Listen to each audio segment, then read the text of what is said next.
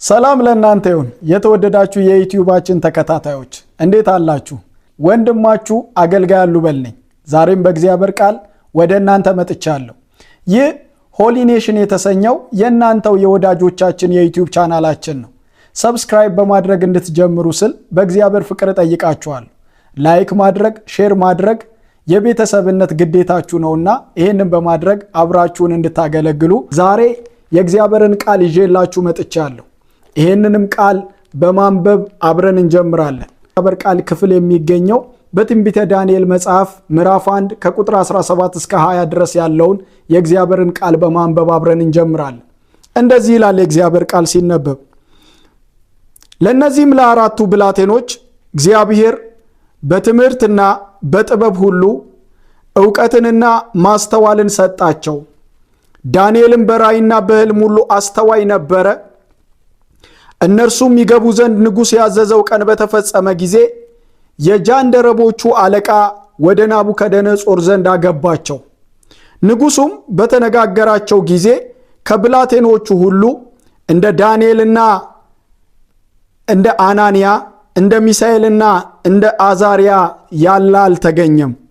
በንጉሡም ፊት ቆሙ።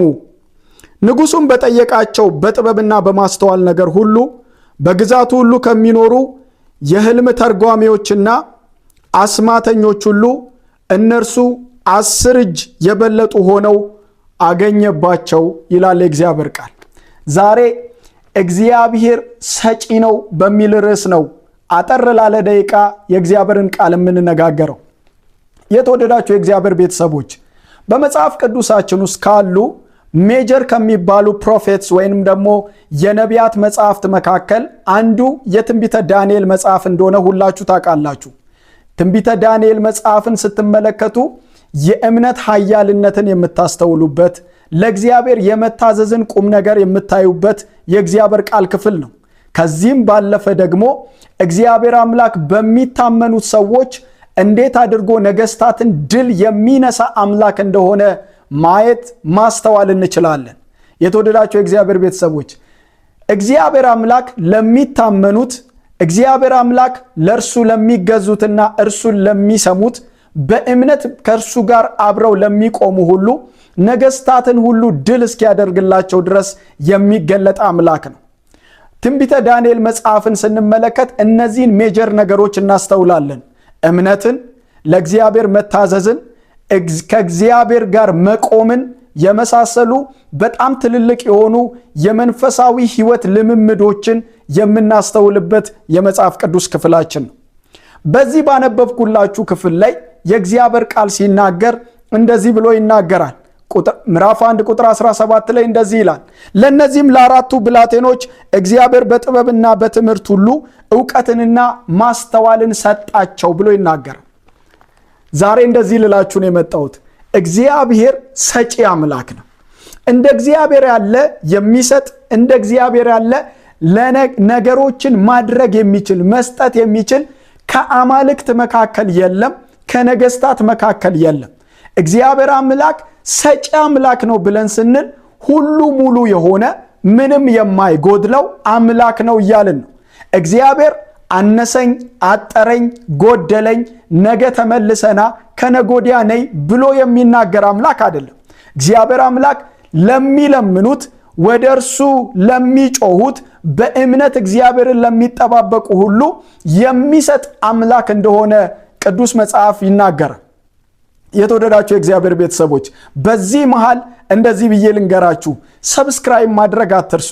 ላይክ እና ሼር እያደረጋችሁ ለወዳጅ ዘመዶቻችሁ እንዲደርስ የራሳችሁን የበኩላችሁን እንድትወጡ አሳስባችኋለሁ። እግዚአብሔር አምላክ ሰጪ አምላክ ነው ብለን ስንል ምን እያልን ነው ካልን የማይጎድለው የማያጥረው አምላክ ነው እያልን ነው። እግዚአብሔር አምላክ ተለምኖ ዝም የማይል፣ ተጠይቆ ተመልሰና የማይል፣ ዛሬ የለኝም የማይል አምላክ ነው። የተወደዳችሁ የእግዚአብሔር ቤተሰቦች የእግዚአብሔርን ሰጪነት ስንመለከት ከሁኔታዎች ጋር የተያያዘ አይደለም። የእግዚአብሔርን አድራጊነት ስንመለከት ከነገሮች መሟላትና አለመሟላት ጋር የተያያዘ አይደለም። እርሱ የሌለውን እንዳለ አድርጎ የሚጠራ፣ ያለውን ጥቂት ነገር በማብዛት የሚገለጥ ጎዶሎ ነው ሙሉ አይደለም ባልንበት በዛ አቅጣጫ ላይ በሙላትና በማትረፍረፍ የሚገለጥ አምላክ እንደሆነ ማወቅ ማሰብ ማመን እጅግ በጣም አስፈላጊ ነው። የተወደዳችሁ እግዚአብሔር ቤተሰቦች እግዚአብሔርን ሳናማው እንድንኖር ከሚያደርጉን ነገሮች መካከል አንዱ በሁሉ ነገር አበርካችነቱና ሰጪነቱ ነው። ወዳጆቼ ስሙኝማ ከእግዚአብሔር መለኮታዊ ባህሪያት መካከል አንደኛው ያለ ነቀፋ ያለ ጉድለት በሙላት በበረከት የሚሰጥ አምላክ የሚያደርግ አምላክ መሆኑ ነው። እግዚአብሔር አምላክ ለሚለምኑት ሰጪ ነው። ዳትሷ ጌታ ኢየሱስ ክርስቶስ በሚያስተምርበት ደጁንም ለሚያንኳኳ ይከፈትለታል ይላል። ስለዚህ እነዚህን ነገሮች ስታስተውሉ እግዚአብሔር ለሚለምኑት ሰጪ፣ ለሚጠይቁት አድራጊ፣ በእምነት ለሚጠይቁት ሁሉ ከሰማያዊ ስጦታ ከምድራዊ በረከት የማያጎል አምላክ ነው። በዚህ ባነበብኩላችሁ ክፍል ላይ በዳንኤል መጽሐፍ ምዕራፍ 1 ቁጥር 17 ላይ እንደሚነግረን እግዚአብሔር ይልና ይጠቅሳቸውና ከዛ ሰጣቸው የሚል ነገር ታነባላችሁ። ምን አላቸው? ሰጣቸው። ይሄ በጣም አስገራሚ ነው። እግዚአብሔር አምላክ የሰጣቸው ነገር በጣም የሚገርማችሁ ብዙ በእድሜ ዘመን ቢቆዩ የማያገኙትን ነገር ነው የሰጣቸው። በእድሜ ዘመናቸው ሁሉ ቢለፉ ቢደክሙ ቢወጡ ቢወርዱ የተለያየ ዕውቀት ቢያጋብሱ ሊያገኙ የማይችሏቸውን ነገር እግዚአብሔር በመስጠት ሲገለጥ እንመለከታለን። ለምሳሌ የሰጣቸውን ነገር ስንመለከት አንደኛ እንደዚህ ይላል፣ በትምህርትና በጥበብ ሁሉ ይላል። ከዛ በመቀጠል በዕውቀትና በማስተዋል ሁሉ ይላል። ስለዚህ እግዚአብሔር ትምህርትን ሰጣቸው፣ ዕውቀትን ሰጣቸው፣ ጥበብን ሰጣቸው፣ ማስተዋልን ሰጣቸው። እነዚህ ነገሮች በዘመን በመቆየት በዕድሜ ብዛት አታገኟቸው። ምድር ላይ ቆይታችሁ ልታገኙ የምትችሏቸው አንዳንድ ጉዳዮች አሉ። ከሰዎች ልታገኙ ከሁኔታ ልታገኙ የምትችሏቸው አንዳንድ ነገሮች አሉ። ነገር ግን ማስተዋልን፣ ጥበብን፣ ዕውቀትን እነዚህ አይነት ነገሮች ቀጥታ ከእግዚአብሔር ዓለም የሚፈሱና እግዚአብሔር ብቻ የሚሰጣቸው ጉዳዮች ናቸው። ክብር ለኢየሱስ ይሁን። እግዚአብሔር ሰጪ ነው። ወዳጆቼ ዛሬ እኔ በዚህ ቃል ልባርካችሁ እወዳለሁ። እግዚአብሔር አምላክ ሙላት ባለው በረከት፣ ኃይል ባለው በረከት በቤታችሁ ላይ በኢየሱስ ስም ይገለጥ። ከሁኔታዎች ያላገኛችሁትን ከእግዚአብሔር መቀበል ጀምሩ። ከሰዎች ያላገኛችሁትን ከእግዚአብሔር መቀበል ጀምሩ። የእግዚአብሔርን የሰጪነት ልክ ስናስተውል መጽሐፍ ቅዱስ በሮሜ መጽሐፍ ምዕራፍ 8 ቁጥር 32 ላይ እንደዚህ በማለት ይናገራል። ለገዛ ልጁ ያራራለት ነገር ግን ስለ ሁላችን አሳልፎ የሰጠው ያው እርሱ ደግሞ ሁሉን ነገር እንዲያው እንዴት አይሰጠንም በማለት ይናገራል። እግዚአብሔር አምላክ የሰጪነት ልኩን የምትመለከቱት በጣም የሚገርማችሁ ቁሳቁስ በማትረፍረፍ ብቻ ሳይሆን ዋናና ዘላለማዊ የሆነውን ነገር አንዱን ልጁን ኢየሱስ ክርስቶስን ለምድር ለዓለም ሁሉ መስጠቱ የእግዚአብሔርን ሰጪነት እንዳንጠራጠር ከሚያደርጉን እውነቶች መካከል ኢየሱስ ክርስቶስ ማለት የእግዚአብሔር ዘላለማዊ ስጦታ ነው። ለዛ ነው ሐዋርያው ቅዱስ ጳውሎስ በቆሮንቶስ መጽሐፍ ላይ እንደዚህ ብሎ ስለማይነገር ስጦታው እግዚአብሔር ይመስገን ብሎ የማይነገር የማይተረክ ቢጻፍ የማይደረስበት ስጦታ ጌታችንና መድኃኒታችን ኢየሱስ ክርስቶስ እንደሆነ ይነግረናል። ኢየሱስ የእግዚአብሔር ልዩ ስጦታ ነው። እግዚአብሔር የሰው ልጆችን ወዶ ያበረከተው የሰጠው ውዱ ስጦታ ልጁ ኢየሱስ ክርስቶስ ነው። ልጁ ኢየሱስ ክርስቶስ ደግሞ የአባቱ ባህሪ ተቋዳሽና ማንነት ያለው ስለሆነ ራሱን አሳልፎ በመስጠት ፍቅሩን ለሁላችን ገለጠ። ክብር ለኢየሱስ ይሁን። መለኮታዊ ዓለም የሚሰጣችሁ መለኮታዊ ስጦታ ነው። መለኮታዊ ዓለም የሚሰጣችሁ ምድራዊ ስጦታ ነው። መለኮታዊ ዓለም ከሚሰጣችሁ ነገሮች መካከል ሁናቴያዊ የሆኑ ስጦታዎችን ሁሉ በማበርከት የሚታወቅ ነው። እግዚአብሔር የማይደራደርበትን ልጁ በእቅፉ ያለውን ልጁ ለኛ በማበርከት የሰጪነቱን ልክ ተናገረ። ጳውሎስ እንዲህ አለ፣ እንዲያው እንዴት ሌላውን ነገር አብዝቶ አይሰጠንም አለ። ወንድሞቼ ዛሬ የምትጠይቁት ዛሬ የምትለምኑት ነገር እግዚአብሔር እየከለከላችሁ አይደለም። ነገር ግን ወደ ማወቅና የእርሱን ፍቃድ ወደ መረዳት እስክትመጡ ድረስ እየጠበቃችሁ ሊሆን ይችላል እንጂ እግዚአብሔር ንፉግ ሆኖ ከልካይ ሆኖ አይደለም። እግዚአብሔር ሰጪ ነው ብዬ ህይወታችሁ ላይ አውጃለሁ። እግዚአብሔር ሰጪ ነው እያልኩ ኑሯችሁ ላይ አውጃለሁ።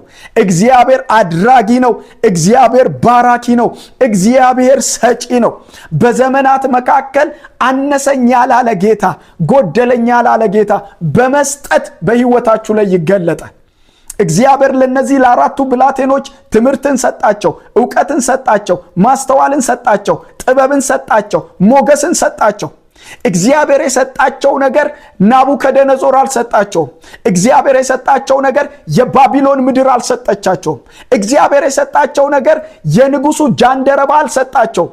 እግዚአብሔር የሰጣቸው ነገር ዕብራዊ መሆናቸው አልሰጣቸውም። ከእግዚአብሔር የሚገኝ ነገር የኛን ማንነት የሚያማክል ሳይሆን የሱን ሰጪነት የሚናገር ማንነቱ ነው። ክብር ለኢየሱስ ለዘላለም ይሁንለት። እግዚአብሔር ሰጪ ነው እያልኩ እናገራለሁ። ዛሬ በህይወታችሁ ላይ ይሄንን እናገራለሁ። የጎደላችሁን ነገር ለምትወዱት ወዳጃችሁ አታማክሩ፣ ለሚወዳችሁ አባታችሁ አማክሩ። ያጣችሁትን ነገር ጎረቤት ሄዳችሁ አትናገሩ፣ ለእግዚአብሔር ተናገሩ። በመሙላት ይገለጣል፣ በማድረግ ይገለጣል፣ በመስጠት ይገለጣል። ክብር ለኢየሱስ ይሁንለት። እግዚአብሔር የሰጠው ሰው ምን ይሆናል? ይኸው መጽሐፉ የእግዚአብሔር ቃል ሲነግረን እንደዚህ ይላል። ቁጥር 18 ላይ እነርሱም ይገቡ ዘንድ ንጉሥ ያዘዘው ቀን በተፈጸመ ጊዜ የጃንደረቦቹ አለቃ ወደ ናቡከደነጾር ዘንድ አገባቸው ብሎ ይናገራል። ከእግዚአብሔር ስትቀበሉ ባይዘዌ የንጉሥ አዋጅ ቀኑ ይፈጸማል። ከእግዚአብሔር ስትቀበሉ ከእግዚአብሔር ስጦታን፣ ከእግዚአብሔር በረከትን፣ ከእግዚአብሔር ጸጋን፣ ከእግዚአብሔር ኃይልን፣ ከእግዚአብሔር ቅባትን ስትቀበሉ ምድር ያወጀችው አዋጅ እናንተ ላይ ቀኑ ያበቃል። እግዚአብሔር ወደ ተናገራችሁ ነገር መግባት ትጀምራላችሁ። እግዚአብሔር ወደ አወራችሁ ጉዳይ መድረስ ትችላላችሁ። እግዚአብሔር ያልሰጠው እግዚአብሔር ያወራው ጋር አይደርስም። እግዚአብሔር የሰጠው ግን እግዚአብሔር ካለው ቦታ አይቀርም። ይሄ ነው የሚሆነው። ንጉሡ አለ ያወጣው ቀን በተፈጸመ ጊዜ አለ ናቡከደነጾር ጋር አስገባቸዋል። ናቡከደነጾር ያወጣው አዋጅ እነ ዳንኤል ከእግዚአብሔር ሲቀበሉ አበቃ። የናቡከደነጾር አዋጅ የሚሰራው እግዚአብሔር እስኪሰጣቸው ነበር። እግዚአብሔር ከሰጣቸው በኋላ አዋጁ አይሰራም፣ ቀኑ አይሰራም፣ ምኑ አይሰራም። የአዋጁ ይሰበራል፣ ንግግሩ ይሰበራል፣ መግባት ይሆናል። የተወደዳችሁ በጌታ በኢየሱስ ክርስቶስም ይሄንን በሕይወታችሁ ላይ ይናገራል። ዛሬ ከእግዚአብሔር ተቀብላችሁ ወደ ተከለከላችሁት ጉዳይ መግባት ይሁንላችሁ። በጌታ በኢየሱስም ብዬ ባርካችኋለሁ። በመሃል ሰብስክራይብ እንድታደርጉ ላይክ እና ሼር እያደረጋችሁ መልእክቱን እንድትሰሙ አሳስባችኋል። የመጀመሪያው ነገር የንጉሥ አዋጅ ቀኑ ያበቃል። ሁለተኛውን ነገር ልንገራችሁ። ፈጠን እያልኩኝ የእግዚአብሔርን ሐሳብ ልተርክላችሁ። ሁለተኛው ንጉሡም በተነጋገራቸው ጊዜ ከብላቴኖቹ ሁሉ እንደ ዳንኤልና እንደ አናንያ እንደ ሚሳኤልና እንደ አዛሪያ ያለ አልተገኘም፣ በንጉሡም ፊት ቆሙ ብሎ ይናገራል። የተወደዳችሁ እዚህ ጋር አንዲት ነገር ልንገራችሁ። ንጉሥ ናቡከደነጾር የሚባለው ንጉሥ የባቢሎን ንጉሥ የሚገርመው 127 ሀገራትን የሚገዛ ንጉሥ ነው። ከ127 ሀገራት በሙሉ በግዞት ያመጣቸውን ሰዎች ወጣቶች መልከ መልካም የሆኑ በትምህርት በእውቀት በጥበብና በማስተዋል አሪፍ አእምሮ አሪፍ ጭንቅላት ያላቸውን በሙሉ እየሰበሰበ እሱ ወዳዘጋጀው ትምህርት ቤት ያስገባቸዋል። እሱ ያዘጋጀው ትምህርት ቤት ደግሞ በጣም በጥበብ የተሞሉ ይሄ አስማት በማድረግ የተሞሉ ህልም በመተርጎም የተሞሉ ራእይ በመተርጎም የተሞሉ መምህራኖች ያስተምሯቸውና 3 ዓመት እዛ ከቆዩ በኋላ ወደ ንጉሥ ናቡከደነጾር ዘንድ ይቀርባሉ። ንጉሥ ናቡከደነጾር ዘንድ ከቀረቡ በኋላ ንጉሡ ተነጋግሯቸው ከዛ ከነሱ ጋር ከተነጋገረ በኋላ ጥበባቸውን፣ ማስተዋላቸውን፣ ትምህርታቸውን፣ ህልምና ራእይ ፍቻቸውን ካየ በኋላ ንጉሡ በሚገዛባቸው አውራጃዎች በሙሉ ላይ ይሾማቸዋል። መልከ መልካም ናቸው፣ ወጣቶች ናቸው፣ በጥበብና በማስተዋል አይምሯቸው የሰላ ነው። እነዚህን ማኔጅመንት ላይ በማስቀመጥ የሱን የንግስና ዘመን ያረዝማል። እነ ዳንኤል የሚባሉ አናንያ አዛሪያ የሚባሉ ያንግ ዕብራውያን የሆኑ ከእግዚአብሔር ጥበብን የተማሩ ነገር ግን ከንጉሱ ኮሌጅ ጥበብን ያልተማሩ ከእግዚአብሔር ዕውቀትን የተማሩ ከንጉሱ ኮሌጅ ዕውቀትን ያልተማሩ አንድ ከእግዚአብሔር ዓለም የተቀበሉ ወጣቶች መጡ። እነዚህ ወጣቶች ሲመጡ የንጉሥ አዋጅ ተሰበረና ንጉሱ ፊት መግባት ሆነላቸው። መግባት ብቻ አይደለም፣ ንጉሱ ፊት ቆመው መነጋገር ጀመሩ። ወንድም እህቶቼ፣ ከእግዚአብሔር ስትቀበሉ ነገስታት ነው የሚፈልጓችሁ። ኃያላኖች ናቸው የሚፈልጓችሁ። ከእግዚአብሔር ጸጋ ስትቀበሉ፣ ከእግዚአብሔር ዕውቀት ስትቀበሉ፣ ከእግዚአብሔር ጥበብ ስትቀበሉ፣ ከእግዚአብሔር በረከት ስትቀበሉ፣ ከእግዚአብሔር ኃይል ስትቀበሉ፣ ከእግዚአብሔር ቅባት ስትቀበሉ፣ ስሙኝ፣ የመንደር ሰው አይፈልጋችሁም። ከመንደር ሰው ልቃችሁ በኃይለኞች ዘንድ በነገስታት ዘንድ የምትፈለጉ ነው የምትሆኑት። ኦ ሃሌሉያ! ዛሬ አንድ ሰው እንደዚህ ይሆንለታል። ከእግዚአብሔር ተቀብሎ ነገስታት የሚፈልጉት ይሆናል። ከእግዚአብሔር ተቀብሎ ኃያላኖች የሚፈልጉት ይሆናል። በንጉሱም ፊት ቆሙ ይለናል የእግዚአብሔር ቃል ሲናገር። it is an amazing በንጉሱ ፊት ቆሙ። ስሙኝ፣ ህዝብ በሙሉ ሊያየው የማይችለው ንጉስ ነው ናቡከደነጾር። የሚያስፈራ ነው። የሚያዩት ሁሉ ጉልበታቸው ይብረከረካል። የሚያዩት ሁሉ ይንቀጠቀጣሉ። እነ ዳንኤል ግን የተቀበሉት ጥበባቸውን፣ የተቀበሉት ዕውቀታቸውን፣ የተቀበሉት ትምህርታቸውን ከእግዚአብሔር ስለሆነ ንጉሱን ሊፈሩ አይችሉም። ለንጉሱ ሊንቀጠቀጡ አይችሉም። ይልቁኑ በንጉሱ ፊት ቆመው መነጋገር ጀመሩ። ከንጉሱ ጋር ያወሩ ጀመረ። ኦ ሃሌሉያ! እግዚአብሔር ሲሰጣችሁ እንደዚህ ነው። ከእግዚአብሔር ስትቀበሉ እንደዚህ ነው። በነገስታት ፊት፣ በኃያላን ፊት መቆም ይሆንላችኋል። ክብር ለኢየሱስ ለዘላለም ይሁንለት። ሰው መጽሐፉ ሲነግረን በንጉሱ ፊት ቆሙ። ሁለተኛው ከእግዚአብሔር ስትቀበሉ የምታገኙት በረከት ነገስታት የሚፈልጓችሁ፣ በነገስታት ፊት የምትቆሙ፣ ተነጋግራችሁ የምትረቱ፣ የምታሸንፉ ነው የምትሆኑት። ባይዘውያችሁ ላይ በንጉስ ፊት ቆሙ ማለት ዝም ብለው አውርተው ህልም ተርጉመው ራእይ ተርጉመው የሆነ ነገር አሳይተው ብቻ ሄዱ ማለት አይደለም። ንጉሱ የሚሰራውን አሰራር የሚቀይሩበትን ሲስተም ነው ይዘው የገቡት። ምክንያት ከተባለ የእግዚአብሔርን ሲስተም አፕሎድድ ስለሆኑ፣ የእግዚአብሔርን ማንነት ስለተቀበሉ፣ የእግዚአብሔርን ጥበብ፣ የእግዚአብሔርን ትምህርት፣ የእግዚአብሔርን ዕውቀት፣ የእግዚአብሔርን ማስተዋል ስለተቀበሉ እነዚህ ሰዎች በፍጹም የሰውኛ አሰራር የሚሰራበት ሲስተም ላይ ተጽዕኖ ማምጣት ይጀምራሉ። የሰውኛ ኑሮ የሚገለጥበት ቦታ ላይ ተጽዕኖ ማምጣት ይጀምራሉ። የሰውኛን ሲስተም እየሰበሩ የእግዚአብሔርን ዓለም እውነት እየመሰከሩ ይኖራሉ። ለዛ ነው ለንጉሱ ያልሰገደ በዚህ ሰዓት ውስጥ ይጣላል ሲባሉ አንሰግድም ያሉት። ጸሎት ያላደረገ ጸሎት ያደረገ አንበሳ ጉድጓድ ውስጥ ይጣላል ሲባሉ አንበሳ ጉድጓድ ውስጥ ለመጣል ምንም ያልመሰላቸው ለዛ ነው። ቢውልድ ያደረጉት የእግዚአብሔርን ሲስተም በምድር ላይ ነው። ዕብራዊነትን አይደለም ቢውልድ ያደረጉት የእግዚአብሔርን ሲስተም። ምክንያት ከተባለ ከእግዚአብሔር ተቀብለውታልና። ከእግዚአብሔር ስትቀበሉ ነገስታት የናንተን ሐሳብ፣ የናንተን ፕሮጀክት፣ የናንተን ራእይ ለመቀበል ዝግጁ ነው የሚሆኑት። ከነሱ ጋር ስትነጋገሩ ንጉሱ እኔ ባሰመርኩበት መንገድ ነው የምትሄዱት አይደለም ይላቸው። ምን ትሉኛላችሁ ነው የሚባለው። ክብር ለኢየሱስ ይሁን። ሶስተኛውን ልንገራችሁ ከእግዚአብሔር ስትቀበሉ ምን እንደሚሆን። መጽሐፍ የእግዚአብሔር ቃል ሲነግረን ቁጥር 20 ላይ እንደዚህ አለ። ንጉሱም በጠየቃቸው በጥበብና በማስተዋል ነገር ሁሉ በግዛቱ ሁሉ ከሚኖሩ የሕልም ተርጓሚዎችና አስማተኞች ሁሉ እነርሱ 10 እጅ የበለጡ ሆነው አገኘባቸው። ከእግዚአብሔር ስትቀበሉ ብልጫችሁ የማይገናኝ ነው የሚሆነው። ለመፎካከር አይደለም የምትሄዱት፣ በልጣችሁ ነው የምትገኙት። አሸንፋችሁ ነው የምትገኙት። የምድርን ሲስተም አሸንፋችሁ ነው የምትገኙት። የሰዎችን ሲስተም አሸንፋችሁ ነው የምትገኙት። የሟርተኛ የደጋሚ የጠንቋይን ስራ ሁሉ በልጣችሁና አሸንፋችሁ ነው የምትገለጡት። የሰይጣንን የዲያብሎስን ስራ በልጣችሁ ነው የምትገኙት። መቼ ከተባለ ከእግዚአብሔር ስትቀበሉ። ከእግዚአብሔር የያዘ ሁኔታ አግዶም። ከእግዚአብሔር የያዘ ከሰዎች ጋር ትከሻ ለትከሻ አይወዳደርም። ከእግዚአብሔር የተቀበለ ከሁኔታው ጋር ከክልል ከክልል አይወዳደርም። በልጦ ነው የሚኖር። መጽሐፍ የእግዚአብሔር ቃል ሲናገር እንደዚህ ይላል፣ በወደደን በእርሱ ከአሸናፊዎች እንበልጣለን። ክብር ለኢየሱስ ይሁን። እሱ ወዶናል፣ እኛ እናሸንፋለን። ምክንያት ከተባለ አሉበል በራሱ አሸናፊ ሆኖ አይደለም። ሁሉን ያሸነፈ ጌታ ስላመነ ኢየሱስን ስለተቀበለ መሸነፍ አይችልም። ወንድሞቼ እህቶቼ በእግዚአብሔር ቃል ዛሬ በእናንተ ላይ እናገራለሁ። ከእግዚአብሔር የተቀበላችሁት ነገር በብልጫ መንፈስ ይገልጣችኋል። ከእግዚአብሔር የወሰዳችሁት ጉዳይ በብልጫ መንፈስ መጽሐፍ የእግዚአብሔር ቃል ሲናገር 10 እጅ የበለጡ ሆነው አገኘባቸው።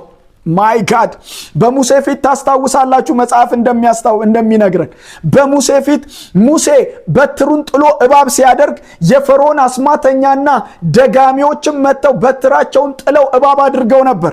ነገር ግን መጽሐፍ ቅዱስ ሲነግረን ይላል የሙሴ በትር የአስማተኞችና የጠንቋዮችን የደጋሚዎችን በትር ምን አለቻቸው? ዋጠቻቸው። ክብር ለኢየሱስ ይሁን። ኢን ኤኒዌር ከእግዚአብሔር የተቀበላችሁት ነገር በብልጫ መንፈስ ይገልጣችኋል። በብልጫ ማንነት ይገልጣችኋል። በማትወዳደሩበት በማትለካኩበት ከፍታ እግዚአብሔር ይገልጣችኋል። በጌታ በኢየሱስ ስም ብዬ በዚህ ቃል በእናንተ ላይ ትንቢታዊ አዋጅን አውጃለሁ። ከእግዚአብሔር ተቀብላችሁ ምድሪቷ ላይ ተጽዕኖ የምታመጡበት፣ ከእግዚአብሔር ተቀብላችሁ አስማተኛና ጠንቋይን በልጣችሁ የምትገለጡበት፣ ከእግዚአብሔር ተቀብላችሁ ትምህርቱን ሐሰተኛውን ትምህርት በልጣችሁና ዶሚናንት አድርጋችሁ የምትገለጡበት ቅባት ያገኛችሁ በኢየሱስ ስም። የተወደዳችሁ የእግዚአብሔር ቤተሰቦች እንደዚህ ብዬ ልጨርስ፣ እንደዚህ ብዬ ላገባድላችሁ። 2 ነገር ብቻ ልንገራችሁ። ምን ካላችሁኝ ከእግዚአብሔር ለመቀበል ምን እናድርግ?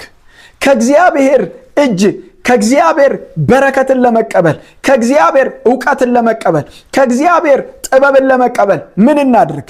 እነ ዳንኤል ከእግዚአብሔር የተቀበሉት ምን አድርገው ነው? መጽሐፉ እዚሁ ዳንኤል መጽሐፍ ምዕራፍ 1 ላይ ግልጽ አድርጎ ይነግረናል። ቁጥር 8 ላይ እንደዚህ በማለት ይናገራል። ዳንኤልም በንጉሱ መበልና በሚጠጣው ጠጅ እንዳይረክስ በልቡ አሰበ፣ እንዳይረክስም የጃንደረቦቹን አለቃ ለመነ ብሎ መጽሐፍ ቅዱስ ይናገራል። የተወደዳችሁ የእግዚአብሔር ቤተሰቦች የነ ዳንኤል ብልጫ ምን ነበረ ብላችሁ ካላችሁ ለጣዖት የተሰዋውን አንበላም ማለታቸው ነው። ለጣዖት የታረደውን ለጣዖት የተሰዋውን ነገር አንበላም ማለታቸው የነ ዳንኤል ብልጫቸው፣ የነ ዳንኤል ከእግዚአብሔር የመቀበላቸው ሚስጥር ነው። that is the secret brothers and sisters። ከእግዚአብሔር ለመቀበል ቁልፉ ነገር ምንድነው ካላችሁ ጊዜያችሁን ለባዕድ አምልኮ አትሰው፣ ሕይወታችሁን ለባዕድ አምልኮ አትሰው። ለዚህ ምድር ለሚያልፍ ለኃጢአት ለርክሰት ራሳችሁን አሳልፋችሁ አትስጡ። ራሳችንን አሳልፈን አንስጥ። እግዚአብሔር የሚሰጠን ጉዳይ የሚገለጠው በጽድቅ ስለሆነ፣ በቅድስና ስለሆነ፣ በንጽህና ስለሆነ የተወደዳችሁ የእግዚአብሔር ቤተሰቦች ኖ ለኃጢአት፣ ኖ ለዓለም ሥራ፣ ኖ ለዚህ ዓለም ጉዳይ ማለት አለብን። ወንድምቶቼ ጳውሎስ እንደሚናገረው እንደዚህ ነው። ደም እስከ ማፋሰስ ድረስ ከኃጢአት ጋር አልተዋጋችሁምና ብሎ ሐዋርያው ቅዱስ ጳውሎስ ይናገራል። ደም እስከ ማፋሰስ ድረስ ኃጢአትን ኖ እያልን፣ የዓለምን ሥራ ኖ እያልን፣ የዚህ ምድር እርከሰትን ኖ እያልን ከእግዚአብሔር መቀበል እንችላለን። እግዚአብሔር ንጹህ ነገር ስለሚሰጠን፣ እግዚአብሔር ቅዱስ ነገር ስለሚሰጠን፣ እግዚአብሔር ከሰው ጋር ያልተነካካ ነገር ስለሚሰጠን እኛም ራሳችንን ለእግዚአብሔር በንጽህና መጠበቅ አለብን። የነ ዳንኤል ሴክሬት ይሄ ነው። አንበላም አሉ። ለጣዖት የተሰዋ አንበላም አሉ። ሌሎቹ እየበሉ ነው፣ ብሉ ሲባሉ አንበላም። እንደውም የጃንደረቦቹን አለቃ እንዲህ ብለው ጠየቁት፣ ከቻልክ እንደውም ለኛ ጥራጥሬ ስጠን፣ ለኛ አትክልት ስጠን። እነሱ ጠጁን ይጠጡ፣ እነሱ ጮማውን ይብሉ፣ ችግር የለብንም። አውጣና ምን በለን አወዳድረን፣ እኛ አትክልቱን እንበላለን፣ እነሱ ስጋውን ይብሉ። እነሱ ጠጁን ይጠጡ፣ ለኛ ውሃ ስጠን፣ ችግር የለውም። ለምን? ይሄ ምግብ እኛ ሰውነታችንን የሚያረክስ ነው። አንዳንዴ እንዲህ ማለት አለብን። የተወደዳችሁ የእግዚአብሔር ቤተሰቦች እቺን ነገር መናገር በጣም አስፈላጊ ነው። አንዳንዴ እንዲህ ማለት አለብን። የሆነ ጊዜያችንን ከጸሎት የሚወስድ ነገር መስዋዕት የሚፈልግ፣ የጊዜያችንን መስዋዕት የሚፈልግ፣ የህይወታችንን መስዋዕት የሚፈልግ፣ ከአምልኮ ከቸርች ከጸሎት ከቃለ ሕይወት ከእንደዚህ አይነት መንፈሳዊ ህብረት ጊዜያችንን ሊወስድ የሚፈልግ ኖ ማለት አለብን። ኖ አይመጥነኝም፣ አይለካኝም፣ ኖ እኔ ለእግዚአብሔር የተለየው ነኝ ማለት አለብን። እኔ እግዚአብሔርን እውነት የምገልጥ ነኝ ማለት አለብን። ኖ ብለን ለእግዚአብሔር የተለየን እንደሆነ ልንነግረው ልናሳይ ያስፈልጋል። የተወደዳችሁ የእግዚአብሔር ቤተሰቦች ሁለተኛውን ነገር ልንገራችሁ። ሁለተኛው ነገር ቁጥር 11 እና 12 ላይ የእግዚአብሔር ቃል ሲናገር እንዲህ አለ። ዳንኤልም የጃንደረቦቹ አለቃ በዳንኤልና በአናንያ በሚሳኤልና በአዛርያ ላይ የሾመው ሜልዳርን እኛ ባሪያዎችን 10 ቀን ያህል ትፈትነን ዘንድ እንለምናለን። የምንበላውን ጥራጥሬ የምንጠጣውንም ውሃ ይስጡን። ከዚያም በኋላ የእኛን ፊትና ከንጉሱ መብል የሚበሉትን የብላቴኖቹን ፊት ተመልከት ብሎ ይላል። የተወደዳችሁ የእግዚአብሔር ቤተሰቦች ይኸውላችሁ በህይወታችሁ ከእግዚአብሔር ለመቀበል መንፈሳዊ የሆነ አቋም ሊኖራችሁ ያስፈልጋል። የማትወራረዱበት፣ የማታስተያዩበት፣ አንበላም እንዳላችሁት ኖ ብላችሁ እንደዘጋችሁት እንደዛ በአቋም መገለጥ አለባችሁ። አወዳድረን አስተያየን፣ በቅድስና ቢሆን አስተያየን አወዳድረን። ዳንኤል ያለው እንደዛ ነው። ለነሱ አብላቸው፣ ለኛ ጥራጥሬና ውሃ ስጠን። ከዛስ ከ10 ቀን በኋላ ፈትነን፣ ግድ የለም ማን የተሻለ የሞገስ ፊት ይዞ እንደሚገለጥ እናያለን። አቋም ሊኖረን ያስፈልጋል። የተወደዳችሁ የእግዚአብሔር ቤተሰብ አቋም ኖ ማለት እምነታችንን ሲገልጥ ኖ አንሰግድም፣ አቋም አንሰግድም ማለት ያስፈልጋል። አያስፈልገንም ማለት ያስፈልጋል። ክብር ለኢየሱስ ይሁን። ይኸውላችሁ እንደዚህ ነው ያሉት። ባያድነንም ላቆምከው ምስል ምናንንም አንሰግድም። ባያድነንም እምነታቸው ነው። ባያድንም እንኖራለን። ከዚህ እሳት ባንተርፍም እኛ ወደ እርሱ እንሄዳለን፣ ምንም ችግር የለብንም አሉ። ነገር ግን ብለው እንደዚህ ብለው ተናገሩ። ላቆምከው ምስል ምናልንም አንሰግድም። አንሰግድም ምንድን ነው? አቋም ነው። በቃ አለቅ። አቋም በህይወታችሁ መንፈሳዊ ስትሬንግዛችሁን የሚጨምር አቋም ላይ መሆን መቻል አለባችሁ። አቋም ያስፈልጋል። ኖ ማለት የምንችልበት አቋም፣ ኖ እንዳልን መቀጠል የምንችልበት አቋም። እግዚአብሔር ይሰጣል፣ በጣም እግዚአብሔር ሰጪ ነው፣ በጣም የለመነውን ያደርጋል፣ በጣም የጠየቅነውን ይሰጠናል፣ በጣም ለማ ከተባለ አንበላም ለሚሉ፣ አንረክስም ለሚሉ፣ ዴብሊክ የሆነ ሲስተም ውስጥ ኃጢአታዊ የሆነ ሲስተም ውስጥ አንገኝም ለሚሉ እግዚአብሔር ለነሱ አብዝቶ ይሰጥ። እሱም ብቻ አይደለም አምላኬ ነው እሱ እተማመንበታለሁ ለሚሉ፣ እምነቴ በእሱ ላይ አይንሸራተትም ለሚሉ፣ ቋሚ የሆነ እምነት አለኝ ለሚሉ ለነሱ እግዚአብሔር በመስጠት ይገለጣል። ተባረኩልኝ። እግዚአብሔር ይባርካችሁ። ንጸልይና የዛሬው መልእክቴን ላብቃ። ቅዱስ አባት እግዚአብሔር ሆይ ስለሰጠን ስለተናገርከን ስለዚህ ቃል እናመሰግንሃለን። በጌታ በኢየሱስ ክርስቶስም ብዬ ጸልያለሁ። ይሄን መልእክት ለምትከታተለው፣ ይሄን መልእክት ለሚከታተለው መለኮታዊ እጆች እንዲገለጡ በኢየሱስም ጸልያለሁ። በሚያስፈልጋቸው ነገር ሁሉ ላይ የአንተ እጅ እንዲገለጥ፣ የአንተ አሰራር እንዲገለጥ፣ የአንተ ክብር እንዲገለጥ፣ የአንተ ኃይል እንዲገለጥ እግዚአብሔር ሆይ ባዶ የሆነ ነገራቸውን እንዲሞላ፣ ጎዶሎ የሆነ ነገራቸውን እንዲሞላ፣ የሌላቸው ግን የሚፈልጉትን ነገር ጠርተ እንድትሰጣቸው በጌታ በኢየሱስ ክርስቶስም ብዬ ጸልያለሁ።